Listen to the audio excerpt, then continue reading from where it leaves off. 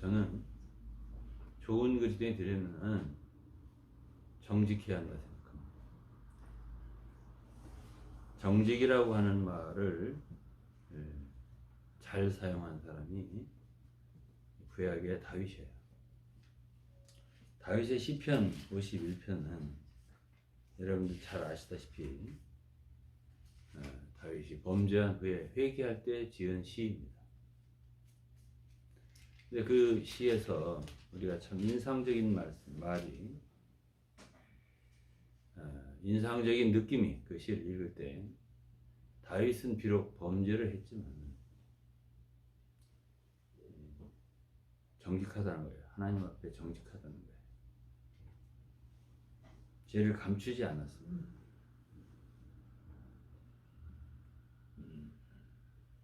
51편 몇 절만 읽겠습니다.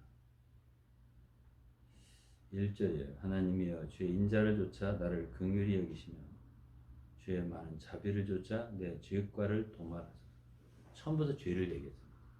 자기가 죄를 졌다 이거죠. 죄를 용서해달라는 얘기부터 시작하는 거예요. 2절 나의 죄악을 맑게 씻기시며 나의 죄를 깨끗게 제하소서. 죄악을 고백하잖아요. 3절 대저 나는 내 죄과를 아오니 죄를 안다고 했잖아요. 내 죄가 항상 내 앞에 있나이다. 오늘날 죄를 짓고도 자기가 죄를 지었는지 모르는 사람이 참 많습니다. 그러나 다윗은 내 죄가를 아오니 내 죄가 항상 내 앞에 있나이다.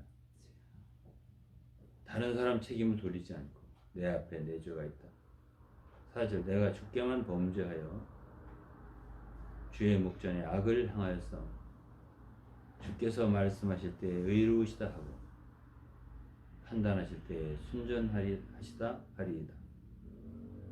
내가 죄악 중에 출생하였으니 모친 죄 중에 나를 잉태하였나이다.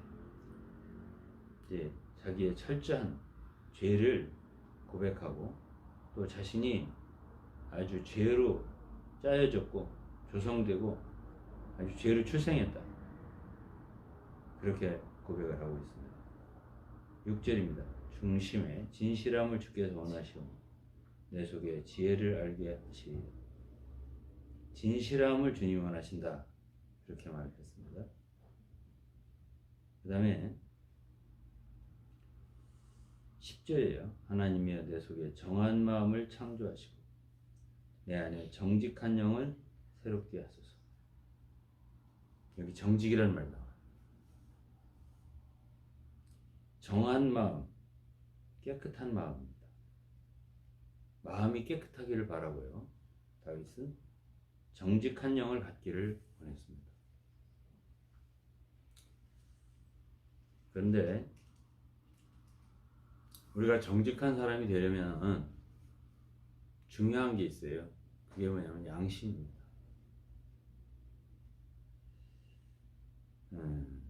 어떤 사람은 나는 잘 믿으려 해도 잘 믿어지지 않는다 이렇게 말하거든요. 또 어떤 사람은 어떻게 기도할 줄 모르겠다 그런 사람이 있습니다. 제가 기도를 많이 요즘에 강조를 했어요. 그런데 그 모든 기초 그것은 바로 양심에 있습니다.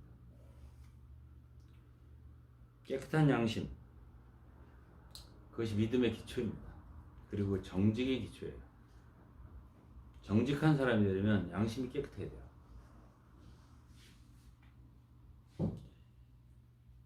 디모데전서 3장 9절에는요 집사의 자격이 나오는데 집사는 주로 뭘 다루죠? 주로 교회의 사무를 다룹니다. 사무 중에도 예루살렘 교회 집사가 처음 세워질 때 음식을 공개한 많은 사람이 헌금을 했잖아요. 재물을 다루는 거예요. 이것을 이제 가난한 사람 나눠주는 이런 일들을.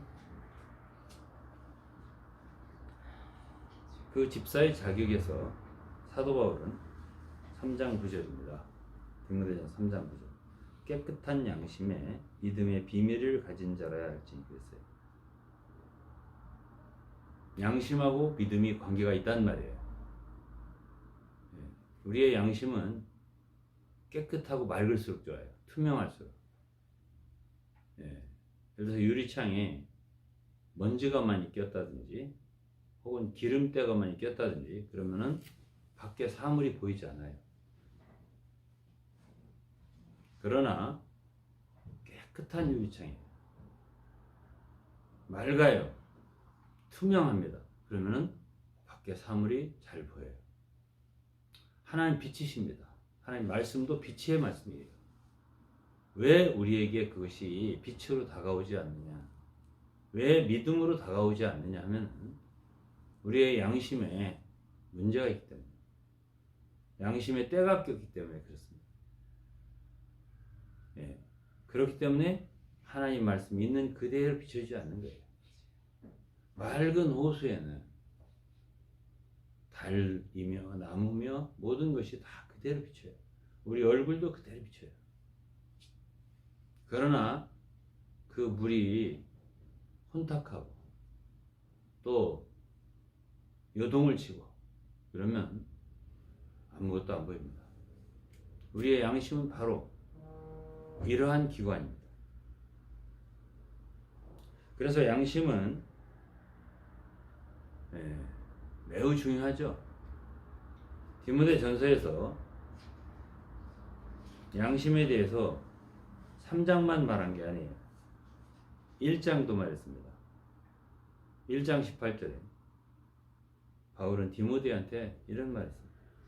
아들 디모데야, 내가 네게 이 경계로서 명하노니 전에 너를 지도한 예언을 따라 그곳으로 선한 싸움을 싸우며. 여기서 젊은 사역자들은 자기가 아는 성경 지식, 물론 디모데는 어려서부터 성경을 잘 알았습니다. 그렇게 기록이 돼 있어요. 그러나 바울은 내가 네게 이 경계로서 명하노니, 명령한다. 커맨드라는 말을 썼습니다. 명령한다. 연장한 사역자는 젊은 동역자에게 명령을 할 수가 있어요. 그래서 전에 너를 지도한 예언을 따라 그것으로 선한 싸움을 싸우라고 했습니다. 사역자들은 그냥 말씀을 사람들에게 가르치는 것만이 아니에요. 싸움이 있습니다.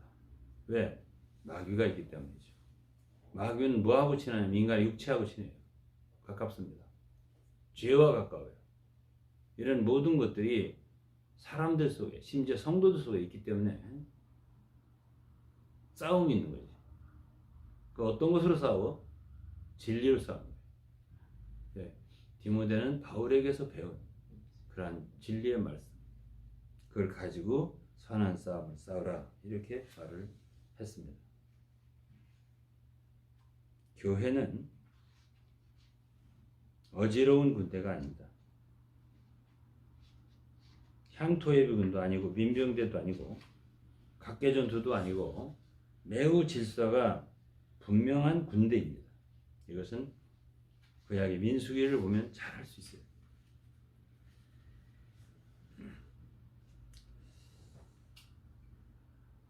19절입니다. 디모데전서 1장 19절. 믿음과 착한 양심을 가지라고 했습니다.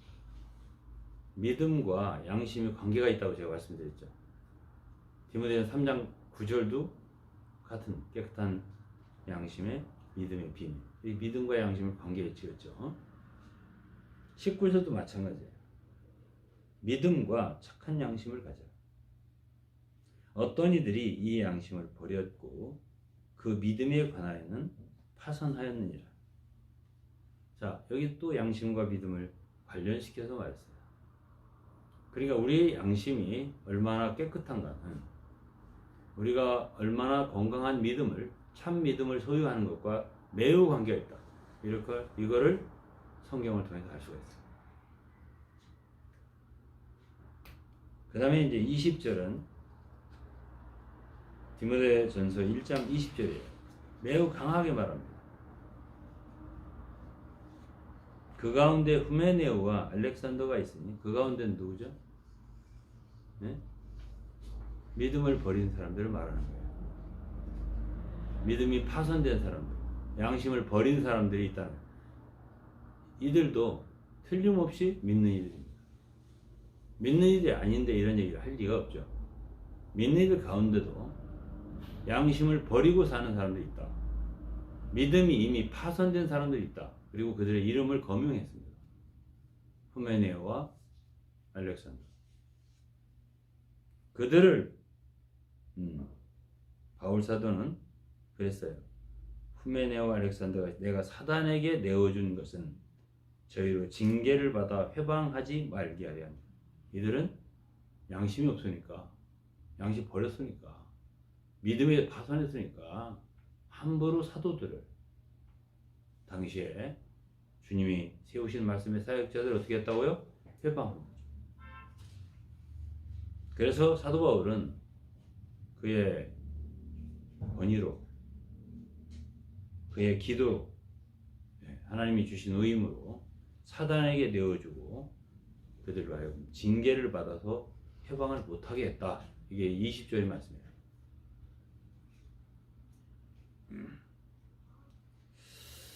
자, 그렇다면은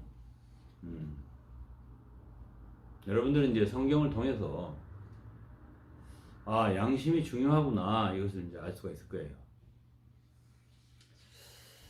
사도 바울이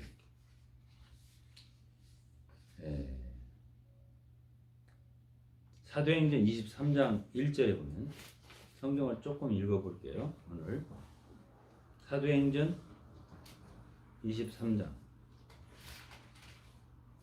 1절을 보시면 바울이 공회를 주목하여 가로되 여러분 형제들아 오늘날까지 내가 범사에 양심을 따라 하나님을 섬겼노라 하거나 이렇게 말씀합니다. 그러니까 바울의 사역, 바울의 삶을 얘기하는 건데 무엇을 바울 사도는 중요시했느냐? 양심이에요. 자기 양심입니다. 내가 범사에 양심을 따라 하나님을 섬겼다. 이렇게 표현을 했습니다. 중요하죠? 어떤 사람은 나는 영을 따라 행한다. 그래요. 또 성경에 영을 따라 영을 조차 행하라. 이런 가르침이 많습니다. 그 말 틀리지 않아요. 근데 그것만 알면 저는 영을 따라 성령을 조차 행한다고 하는 사람들 가운데 정말 저기에 성령을 따라 행하는 것일까 의문을 품을 때가 많았습니다. 진짜 성령을 조차 행한다면 좋죠. 그런데 또 한 가지 알아야 할 것은 양심을 따라 하나님을 섬기는 게 중요해요. 왜? 양심이라는 건 우리의 영 안에 영을 이렇게 굳이 구분한다면 거기에 하나의 기관이에요. 양심과 영을 구분하지 못해요. 그렇기 때문에 우리가 성령을 조차, 영을 조차 행한다면 그 사람은 반드시 양심을 따라 살게 되어 있습니다. 그 다음에 24장입니다. 24장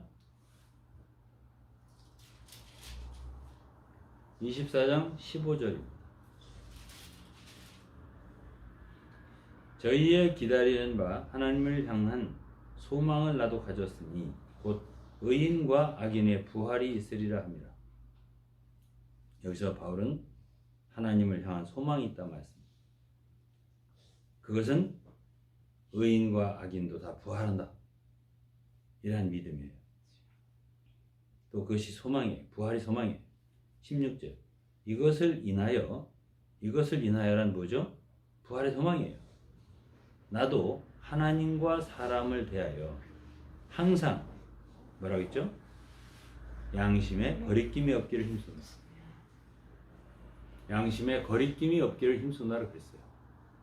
그러면 바울 사도도 그가 사역을 하면서 하나님 섬기면서 양심을 매우 중요하게 생각했구나 하는 걸 알 수 있어요. 그렇죠? 그런데 여러분들은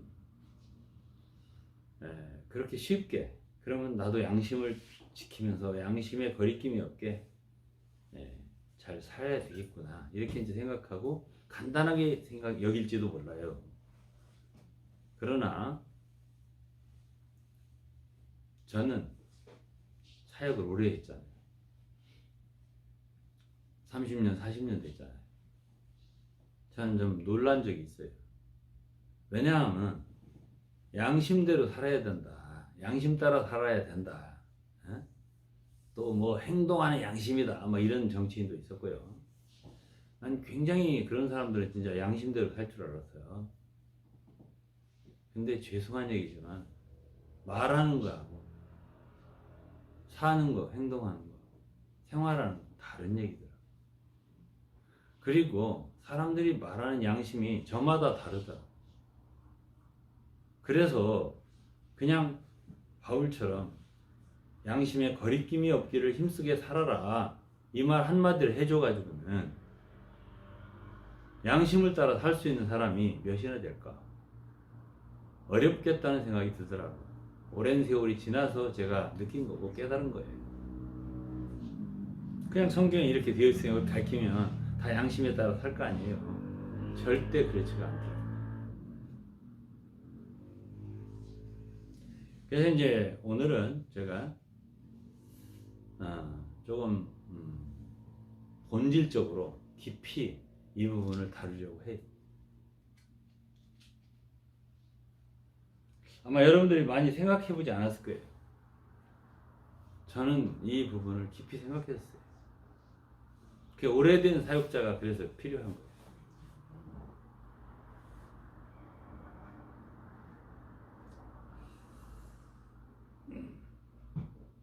고린도전서 8장을 보겠습니다.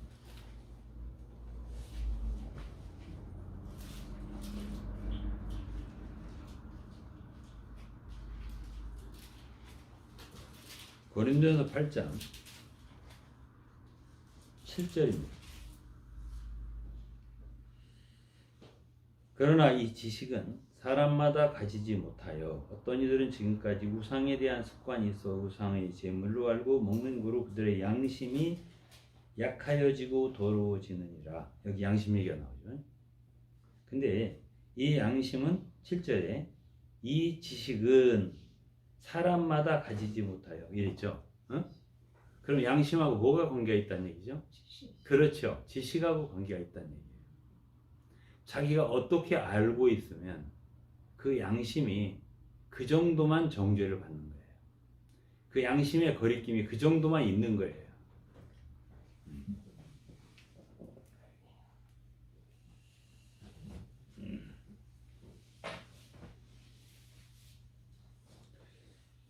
다음에는 10절.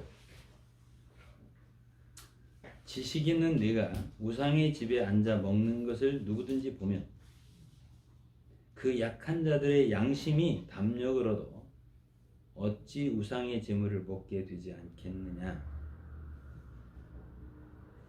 그러면 네 지식으로, 지식이라는 말이 많이 나와요. 그 약한 자가 멸망하느니. 그러니까 지식만 있으면 안 된다는 얘기예요.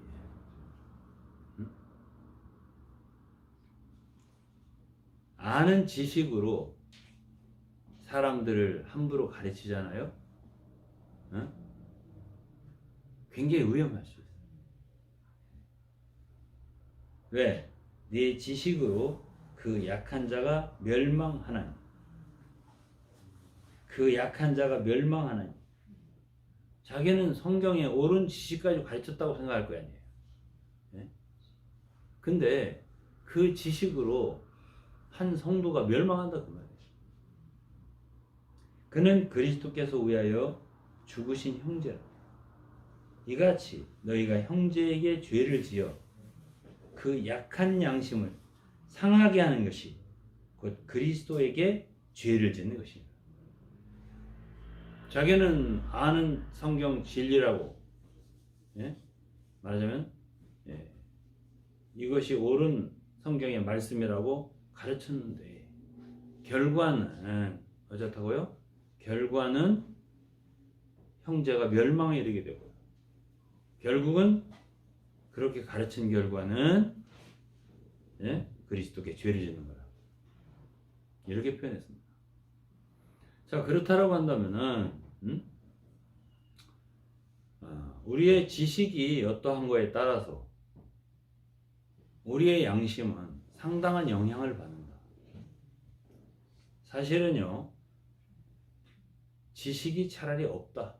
성경 지식이 없어. 그러면 로마서 2장을 보면 어떤 말씀이 있는 거 아니?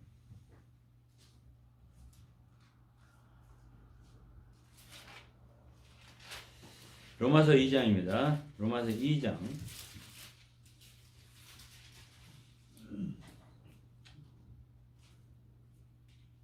로마서 2장 13절입니다. 하나님 앞에서는 율법을 듣는 자가 의인이 아니요 오직 율법을 행하는 자라 의롭다 하심을 얻으리니. 14절이에요. 율법 없는 이방인이 본성으로 율법의 일을 행할 때는 이 사람은 율법이 없어도 자기가 자기에게 율법이 되나니. 15절이에요. 이런 이들은 그 양심이 증거가 되어 그 생각들이 서로 혹은 송사하며 혹은 변명하여 그 마음에 새긴 율법의 행위를 나타내느니라. 자, 제가 간단하게 말하면 성경 지식이 없는 사람이 오히려 하나님이 원래 인간에게 부여한 양심의 작동이 제대로 돌아갈 수가 있다는 얘기예요. 우리는 최근에 영지주의에 대해서 많이 다루었습니다. 디모데 전서 4장 1절을 보겠습니다.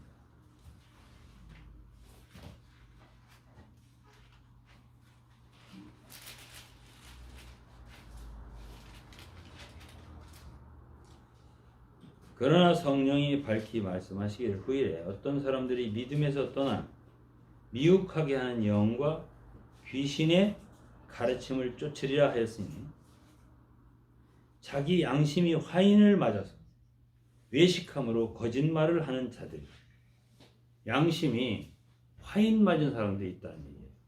그럼 화인 맞았다고 하는 뜻은 짐승 같은 것을 이렇게 불로 이렇게 인두 같은 걸로 뜨거운 거로 지지면은 그 부분은 감각이 없습니다. 양심에 아무 감각이 없는 사람을 양심이 화인 맞았다고 표현해요. 그래서 이런 사람들은 외식을 하게 되고 거짓말을 한다고 그랬어요. 자, 우리가 요한일서를 볼 때 영지주의자들은 사실은 바울 때도 있었습니다. 이 얘기가 사실은 영지주의자들을 겨냥한 말이에요.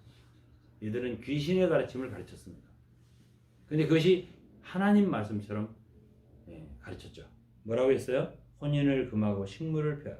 어떤 건 먹으면 안 되고 어떤 건 먹으면 되고, 결혼 안 하면 좋고 뭐 등등 이런 말이 되겠죠. 그러나 바울의 말은 하나님이 지으신 모든 것이 선함에 감사함으로 받으면 버릴 게 없다 하면서 하나님 말씀과 기도로 거룩해진다 그랬습니다. 그럼 내가 이런 것으로 형제를 깨우치면 그리스도 예수의 선한 일꾼이 되어 믿음의 말씀과 내가 줬던 선한 교훈으로 양육을 받으리라 그랬습니다. 자, 그렇다면 영지주의 사람들은 거짓말을 해도 양심의 느낌이 없어요. 화인 맞았으니까. 그래서 요한일서 1장에 보면은 제가 지난주에 말을 했기 때문에 이 구절은 별로 읽고 싶지 않습니다만은, 그들은 하나님과 사귐이 있다 하고 어두운 가운데 행한다 했습니다. 그런 자들은 뭐라고 표현했냐면, 요한 사도가 거짓말을 하고 그랬습니다. 거짓말한 자들. 그들은 왜 그렇게 거짓말을 할까요? 자기들이 믿고 있는, 신뢰하고 있는 것이 지식이기 때문에 그래요. 그 지식은 사람을 죽입니다. 양심도 감각을 무디게 해요. 그렇기 때문에 지식주의가 위험한 것이에요.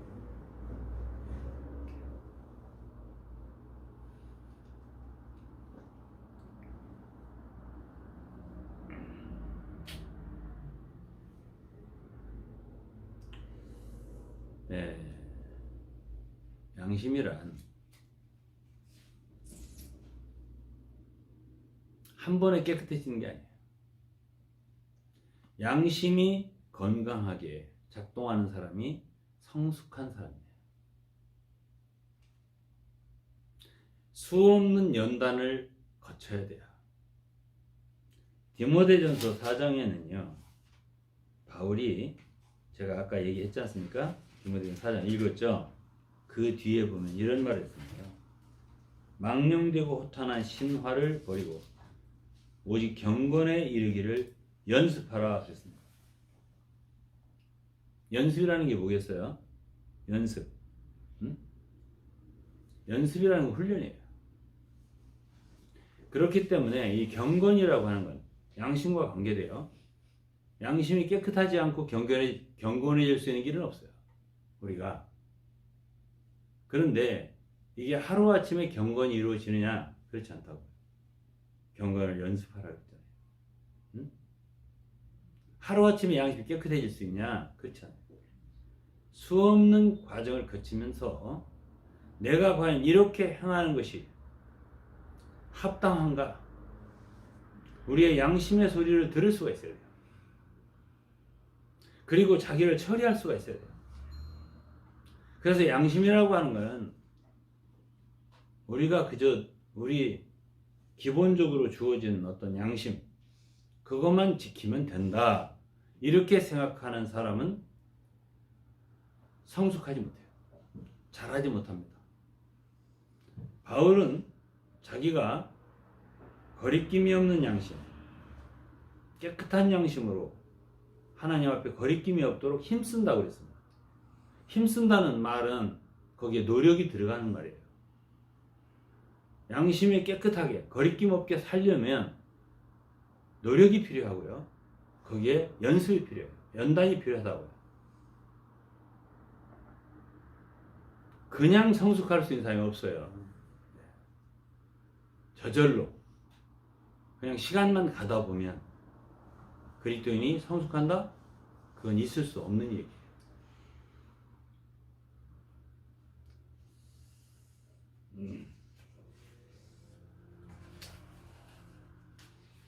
제가 거의 말 다 했습니다. 사실 이 얘기를 자세히 하려면은 한도 끝도 없습니다. 네. 여러분들은 얼마나 듣기 원하세요? 네. 우리가 우리 스스로 우리 나름대로 양심을 지키는 것은 우리 나름대로 인간적으로 우리 나름대로의 양심을 지키는 한계가 있어요. 그러면 우리의 양심이 다름을 받고 처리를 받고 깨끗게 되고 더욱 맑아질 수 있으려면 하나님 앞에서 양심을 지켜야 돼요. 우리 나름대로가 아니에요.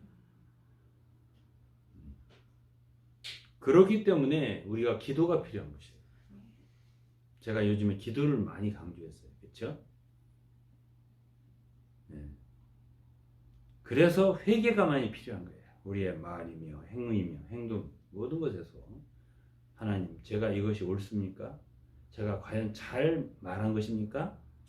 잘 행동한 것입니까? 이것을 하나님께 낱낱이 검사해 모든 것을 기도로 아뢰을 수 있어야 돼요. 그럴 때 하나님께서 비춰주세요. 하나님은 빛이시니. 그리고 우리의 잘못된 것을 지적해 주세요. 그리고 우리는 느끼게 돼요. 아, 나는 이것이 크게 잘못된 것이 없는 줄 알고 말했는데 기도하다 보니까 하나님께서 나에게 빛을 비춰주시네. 잘못됐다. 적어도 큰 죄는 아니라도 너는 그거는 굉장히 천박한 거야. 그렇게 말하면 안 되는 거라. 하나님의 사람은 그렇게 말하면 안 되는 거라. 더욱이 하나님의 종은 그렇게 말하면 안 되는 거라. 이런 걸 느끼게 해주신다고요. 그래서 우리가 양심을 말할 때는 하나님 앞에서, 바울이 그랬잖아요. 사도행 24장에서 하나님 앞에서 사람 앞에서를 말했습니다. 검사의 양심에 거리낌이 없기를 힘썼다. 이렇게 표현했어요. 그래서 하나님 앞에서란 또한 진리 앞에서라고 돼요. 하나님 말씀이니까. 하나님 말씀이 있을 거 아니에요. 그러면 우리의 모든 행동과 행위, 이 모든 것을 진리의 빛 앞에서 비춰야 돼요. 좀 쉽게 얘기하면 내가 어떤 행동을 했고 어떤 말을 했는데 나름대로 옳다고 했는데 그거를 주님 같으면 어떻게 행하셨을까? 주님 같으면 어떻게 말씀하셨을까? 응? 사도 바울은 어떻게 했을까? 사도 바울은 이런 일에 있어서 어떻게 말했지? 어떻게 행동했지? 이런 것들을 성경이 있으니까 우리는 읽어볼 수 있잖아요. 또 기억해볼 수 있잖아요. 읽은 것들을. 아, 나하고 차이가 있네. 이걸 느낄 수 있어요. 우리가 기도하다 보면. 아, 나는 저 차원이구나. 적어도 굉장히 미치지 못했구나 하는 걸 알 수가 있는 거예요. 그래서 내 나름대로의 양심을 지킨다. 이거는 큰 의미가 없어요. 우리가 성숙하는데. 하나님 앞에서 있어야 돼요. 진리 앞에서 나의 모든 것을, 나의 모든 행위를, 모든 말을, 모든 의도를, 심지어 의도까지 점검받을 수 있어요. 하나님은 우리의 중심과 우리의 속을, 내면을 모두 감찰하실 수 있는 분이세요. 열어드리고 우리가 정말로 하나님 앞에 치료받고 고침받고 옳게 하나님 앞에 의롭게 되고 싶다면 하나님 앞에 나가서 제가 이렇게 말했는데 이렇게 행했는데 이런 뜻을 품고 있는데 하나님 이것이 과연 옳습니까? 이렇게 물어볼 수 있어요. 기도해 볼 수 있어요. 그럼 여러분들이 아무리 어린 그리스도인이라 하더라도 알 수 있어요. 하나님 알려주실 수 있어요.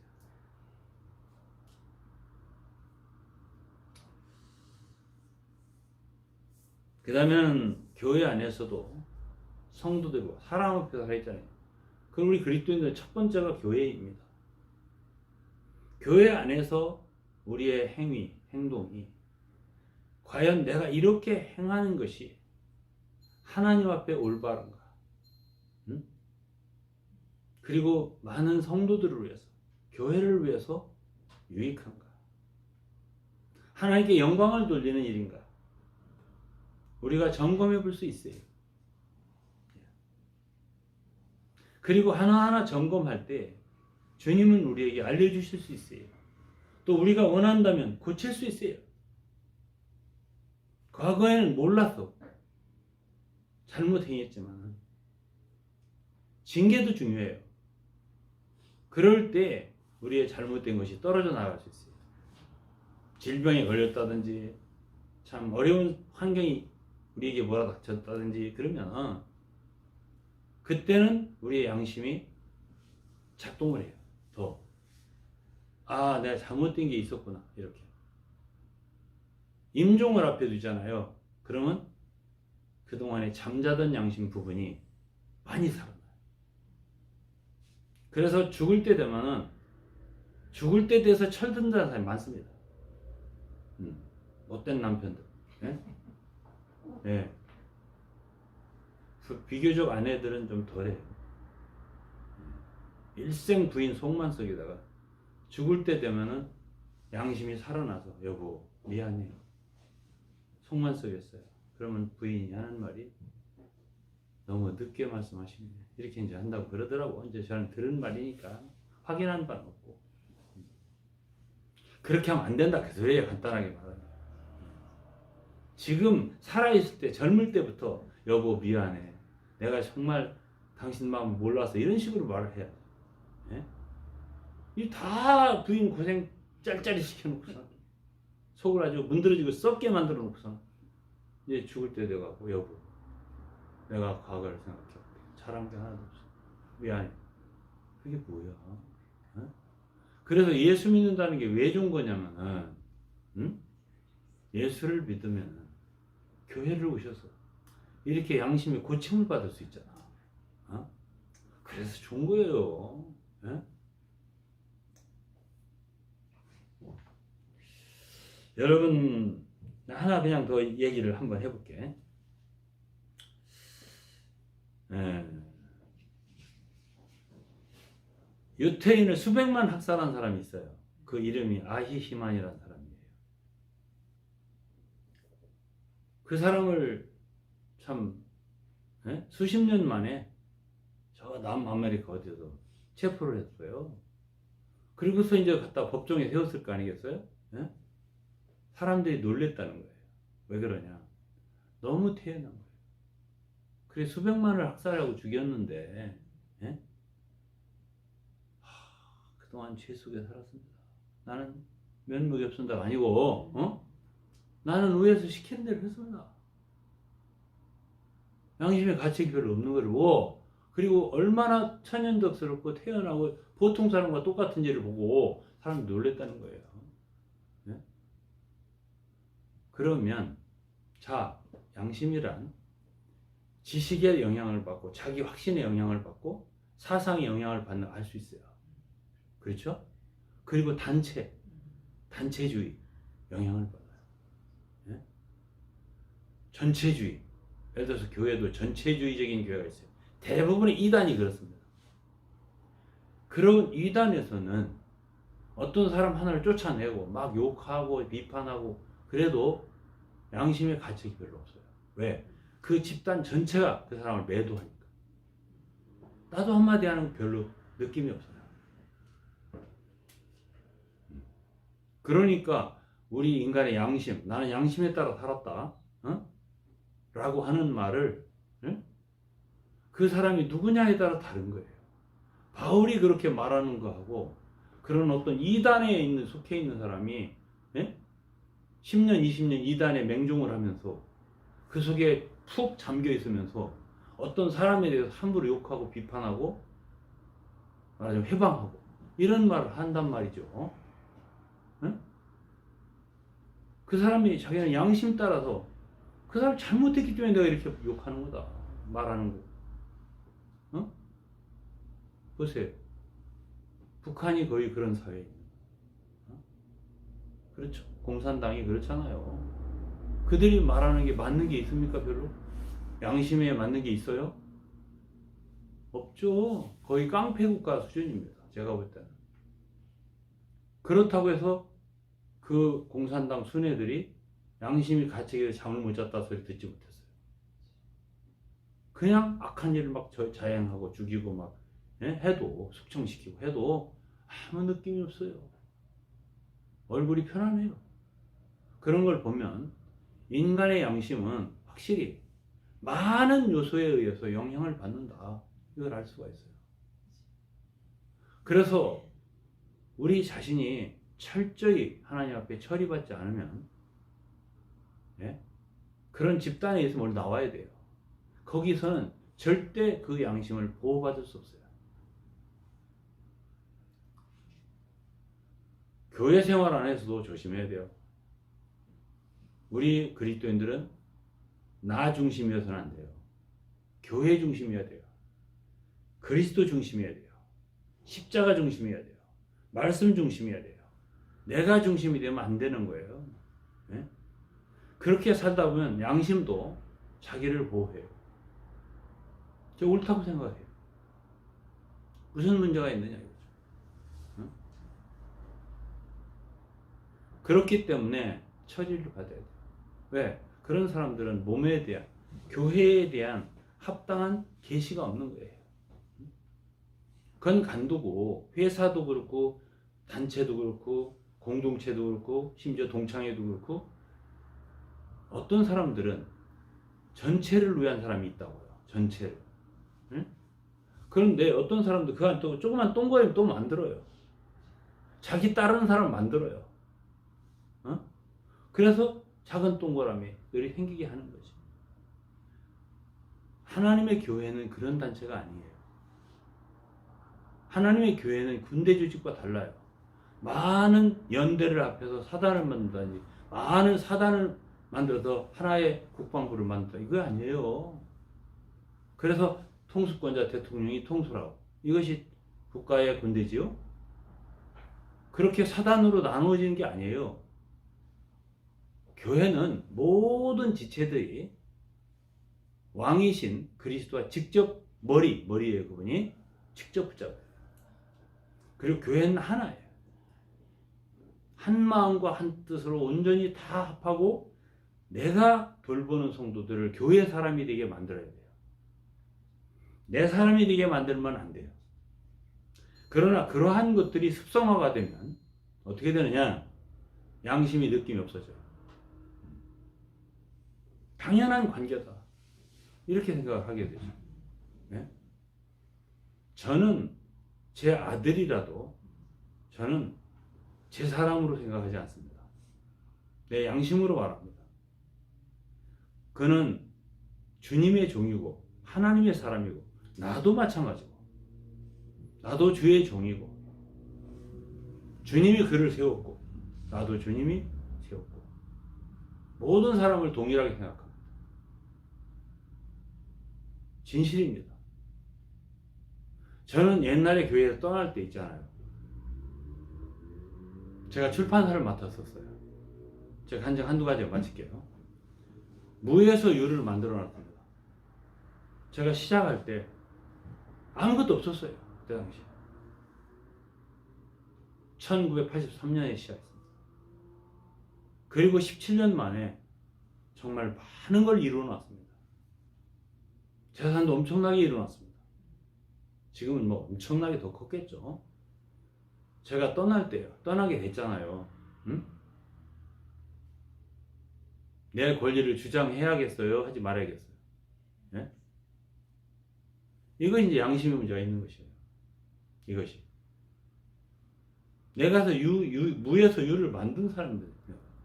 어? 내가 떠날 때 내 지분이 있을 거예요. 응? 이게 양심의 문제가 있는 거예요. 여기에서. 응? 그 건물. 제가 없으면 8층짜리 건물이 생길 수가 없어요. 그리고 건물 두 채를 학생센터로 사놨어요. 지금 뭐 얼마가 할지 모르지만 수십억이 될 겁니다. 자, 그러면 주장을 제가 해야 되겠어요? 말아야 되겠어요? 응? 거기에서 이제 양심이라고 하는 건 하나의 뭐가 있다 할까요? 응? 뭐가 있을까 거기에? 네? 그 깨끗함의 정도가 있는 거예요. 네? 제가 한 가지만 물었어요. 법률 전문가에게. 너는 어떻게 생각해? 누가 시작했냐 중요하죠. 그 한마디에 내가 네 말이 맞다고 그랬어요. 내가 시작한 거 아니잖아요. 그 출판사 내가 시작한 거 아니에요. 어쨌든 별로 있든 없든 뭐 거의 무라고 하지만은 내가 이어받아 한 거 아니에요. 어쨌든. 그리고 그 교회를 내가 창설한 거 아니에요. 그 안에서 이룩한 거잖아요. 네? 그러면 이 세상 법에서는 그 경영자, 쉽게 말해서 그것을 이룩한 사람이 지분을 가지고 법정 투쟁을 하면 얼마를 받을 수 있을 거예요. 그러나 그들이 저에게 주지 않는다는데, 네? 건물 8층에서 한 칸만 좀 쓸 수 있냐니까 안 된다는데 그걸 법정을 투쟁해서 싸우겠습니까? 네? 어떤 것이 깨끗할 것 같아요? 네?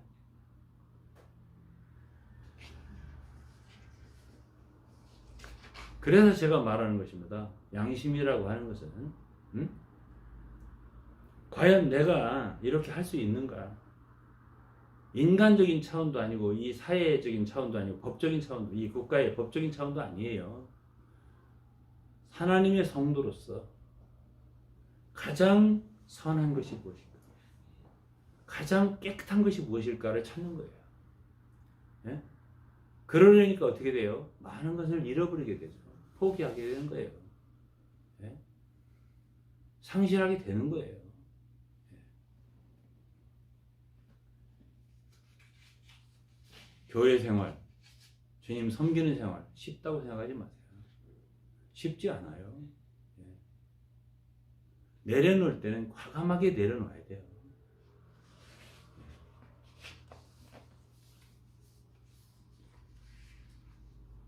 내가 키운 자녀들도 내 사람이 아니에요. 이미 그들이 주님을 믿었고 주님을 섬기는 사람이 됐으면 하나님의 사람들이에요. 예. 나하고 아무리 가까운 성도, 나하고 함께 일을 했어요. 예? 오랫동안 했어요. 그렇다고 해서 그들이 내 사람이 아니에요. 다 하나님의 사람들이에요. 그렇기 때문에 주님께 맡겨야 되고요. 그리고 교회에 맡겨야 돼요. 교회 사람들이 되게 해야 돼요. 한 몸이니까. 성경에 얼마나 교회 하나, 몸의 하나를 말했습니까? 그들과 섞이게 해야 돼요. 물론 나도 그들 가운데 하나가 돼야 돼요. 나를 별도의 존재로 만들면 안 돼요. 왜? 주님이 나를 이 공동체 안에 일부로 하나로 넣었기 때문이에요. 내가 오늘 그냥 얼마 안 되니까 여기서 저는 10년, 20년, 30년 선교란 사람이에요. 3명이 모이든 10명이 모이든 100명이 모이든 수백 명이 모이든 1000명이 모이든 저는 똑같아요. 말씀 저는. 이번에 준이 형제가 그 공사하는데 1박 2일인가 와서 자고 일하고 한 거 알아요. 제가 속으로 참 잘했다고 생각했어요. 왜냐하면 그것이 내가 이 공동체에 있습니다. 그런 표현이에요. 예? 저 역국을 1년 전, 2년 전에 옮길 때는 화순인 권구한 전도사 한 그 사람 2박 3일 일했을 거예요. 몰라요. 더 했을지도 몰라요. 지금 광주가 아니라 화순이지만 지금 중국에 있어요. 그러한 말하자면 하나의 성도로서 내가 이곳에 존재합니다. 어? 최소한 나의 뭐랄까 내가 할 수 있는 것 최소한이죠. 그런 어떤 분을 감당함으로써 모든 성도들을 기쁘게 하고 감사하게 하고 이런 건 매우 중요하다고 생각을 해요. 그래서 우리는 최소한도 우리의 양심을 지키는 생활을 해야 돼요. 그리고 양심이 자꾸만 단련을 받아서 더 깨끗해지도록 해야 돼요. 그러면 점점 더 깨끗한 사람이 되는 거예요. 우리 자신이. 점점 더 정직한 사람이 되는 거죠. 결국 그리스도의 신부는 어떤 사람이에요? 성경 읽어보면 에베소 5장에 보면 어떤 사람이래요? 깨끗한 사람이에요. 깨끗함을 요구해요. 귀한 그릇, 주님이 쓰시는 귀한 그릇은 어떤 그릇이에요? 네? 감나가는 그릇이에요? 물론 금과 은이 감나겠죠. 그렇지만 디모데후서 2장을 읽어보면 깨끗한 그릇이어야 돼요. 그럼 깨끗하려면 어디서부터 깨끗해야 돼요? 양심에서부터. 저는 오늘 이 말씀을 듣는 모든 그리스도 안의 성도들이 양심 중요하다. 이거 한 가지를 알고 양심 하루아침에 깨끗해지는 게 아니에요. 많은 연단과 훈련 그리고 많은 내려놓음 많은 자아에 대한 처리 자신의 욕심 처리 자신의 기질 처리 이런 많은 처리를 통해서 연단을 통해서 더욱더 깨끗해져요. 이것을 성도 여러분들이 반드시 기억하시기를 주의 이름으로 축복합니다. 기도하겠습니다. 하나님 아버지 감사합니다. 오늘은 당신의 종을 청주에 이끄셔서 주의 말씀을 대변하게 하신 것을 감사합니다. 아무튼 이 말씀을 듣는 모든 사람들을 축복하셔서 참으로 건강한 그리스도인이 될 수 있도록 도와주시옵소서. 아멘. 예수 그리스도 이름으로 기도드리옵나이다. 아멘. 네, 저하고 찬송가를 하나 불렀으면 좋겠네요. 새 찬송가 336장입니다. 통일 찬송가는 383장이 되겠습니다. 네, 제목은 환난과 핍박 중에도입니다.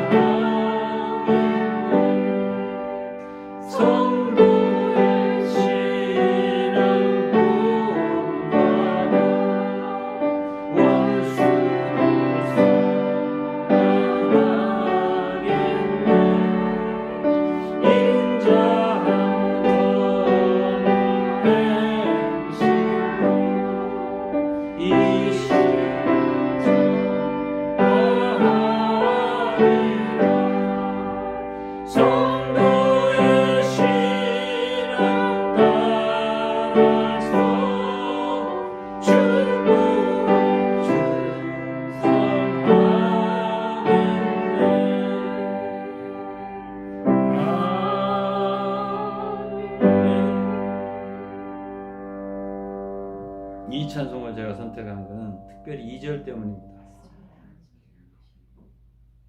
옥중에 매인 성도나 양심은 자유를 얻네. 양심이 자유로운 성도가 성숙한 성도입니다. 거리낌이 없기에, 어떤 묶임이 없기에, 어떤 정죄가 없기에, 깨끗한 양심을 가질 때에 우리의 양심은 자유롭습니다. 이러한 양심을 갖기를 바라겠습니다.